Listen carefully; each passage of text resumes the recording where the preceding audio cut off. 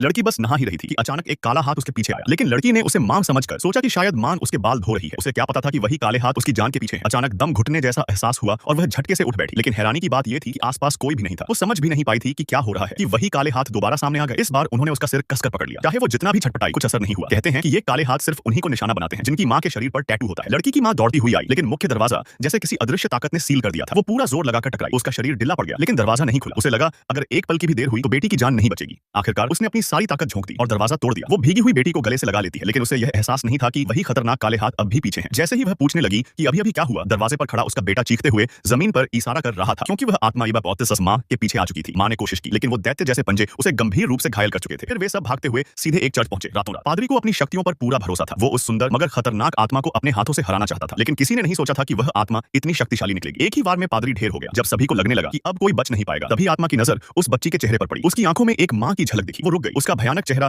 धीरे धीरे कोमल हो गया, लेकिन तभी पास रखी एक आईना फिर से कुछ तोड़ता हुआ सा दिखा। अब लग रहा था कि वह आत्मा फिर से कत्लेआम शुरू कर देगी। तभी मां ने हिम्मत जुटाकर एक क्रॉस उसके सीने में घुसा दिया।